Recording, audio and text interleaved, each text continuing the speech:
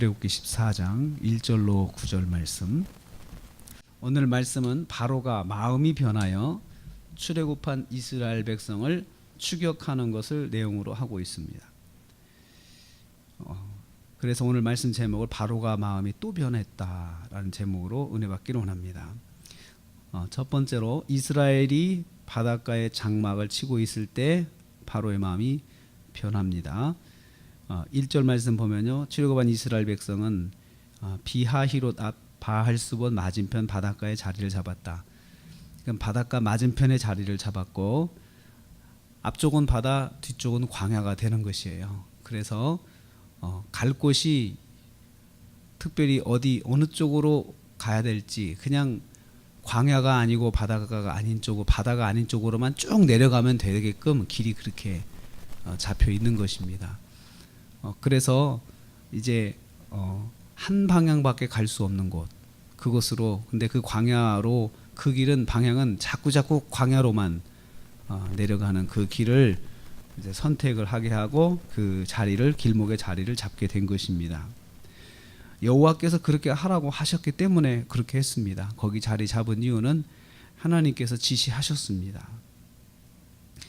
그리고 이제 급하게 출애굽을 해서 나오니라고 여러 가지 급한 마음도 있었고 불안한 마음도 있었는데, 이제 거리를 오래, 이제 애굽에서 거리가 좀 떨어져 있고, 그리고 이제 하나님께서 자리 잡고 좀 쉬라고 하니까 마음들이 많이 안심을 하고 이제 좀 마음을 좀 쉬고 있을 때에 이제 그런 일이 일어날 것이다라고 하나님께서 말씀을 하신 거예요. 바로의 마음이 변하여 이스라엘 추격하여 따라올 것인데, 이것은 여호와의 영광을 위한 것이다. 너희들이 자리 잡고 좀 쉴 때 바로가 쫓아올 것이다. 그런데 그것은 하나님의 영광을 위해서 하는 것이니까 그렇게 알아라 라고 말씀하신 것입니다. 이를 통해서 애국 사람들이 여호와를 알게 될 것이라고 또 알려주십니다. 이미 10가지 재앙을 통해서 하나님을 알았잖아요. 그런데 또 마지막에 장자 재앙을 통해서는 더 확실하게 깨달았거든요. 그래서 그들이 손발 다 들고 항복을 했는데 마음이 또 변한 거예요. 근데 이것은 하나님을 믿고 고백하지 않고 그냥 단순히 하나님의 어떤 역사만을 알고 경험하는 데서 오는 것은 믿음이 아니에요. 기적을 경험한다고 해서 믿음이 꼭 생기는 건 아니에요. 완악한 사람, 택함받지 않은 사람들은 기적이 생겼을 때 잠깐 볼 뿐이고 인정할 뿐이지 다시 또 원래의 상태로 돌아갈 수밖에 없는 것이죠.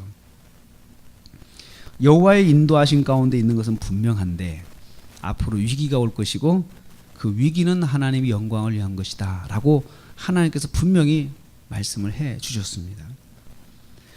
두 번째로 말씀대로 이 바로가 추격대로 이제 보내게 될 것입니다. 5절에서 7절 말씀 보면 여호와의 말씀대로 바로의 마음이 변하였습니다. 그들은 이스라엘을 보낸 것을 후회했습니다. 왜 후회했을까요? 보내고 나니까 그들이 노예거든요. 그들의 집안에서 모든 걸 다 돌봐주던 노예였는데 집안을 돌봐준 사람들 싹 빠져나가니까 자기들이 직접 해야 되잖아요. 경제가 마비가 되는 거예요. 사회활동이 마비가 되는 거예요. 이스라엘이 빠져나가면서 엄청난 후유증이 생기기 시작하는 거죠. 그러니까 이제 자신들의 삶이 불편해지자 마음이 변하게 된 것이죠. 항복할 때는 언제고 또 마음이 변한 것이죠. 군대를 선발하여 이스라엘을 추격하기 시작합니다. 이러한 바로의 변심은 나라를 망하게 하는 변심이 됩니다. 나중에 이 군대들이 다, 정예의 군대들이 다 수장되고 죽음으로 해서 이 바로의 군대가 수장되니까 애굽의 국방이 약해져서 이 왕조가 멸망하게 됩니다. 세 번째로 바로의 군대가 이스라엘 바로 뒤쪽까지 추격해 왔습니다. 8절 말씀 보면요, 바로와 애굽의 변심을 하나님이 인도하셨다라고 말씀을 분명히 했습니다. 그들의 마음이 변하여 완악해져 가지고 결정을 번복하고 이스라엘을 추격해 온 것입니다. 이스라엘 백성이 자리 잡고 있는 해변 뒤, 바로 뒤까지 쫓아온 것입니다. 턱 밑까지 쫓아온 것이죠. 여호와께서 인도하셔도 위기는 옵니다. 여호와의 인도하신 가운데 있어도 위기는 만날 수가 있습니다. 그러나 그 위기는 하나님께서 밝히신 것처럼 하나님의 영광을 경험하고 살아계신 하나님을 체험하는 현장이 될 것입니다. 그러므로 하나님의 인도하신 가운데 있음에도 불구하고 위기가 올 때 더욱 하나님을 의지해야 합니다. 어떤 위기는 하나님의 영광을 위한 위기도 있기 때문입니다.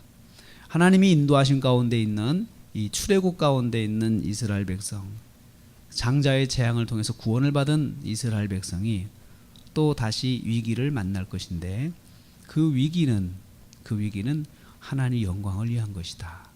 그렇기 때문에 그런 위기 자체를 보지 말고 하나님을 바라보고 하나님을 의지하는 것이 그 위기를 넘기는 방법이 되겠습니다.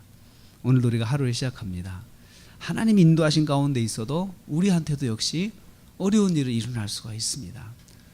남들이 경험하는 어려움도 우리가 경험할 수 있습니다. 그런데 우리가 이런 사실에서 기억해야 할 것은 이 모든 것은 하나님의 섭리와 간섭 속에 있는데 하나님의 영광을 위한 것이다. 또 하나님이 어떤 분인가를 우리가 체험하고 경험하는 길이 된다라는 사실을 기억하시고 오늘 하루도 무슨 일을 만나든지 간에 하나님 기억하고 하나님께 나가서 하나님 영광을 위한 일인 것을 확신하고 하나님 붙잡고 의지하고 승리하시기를 주님의 이름으로 축복합니다.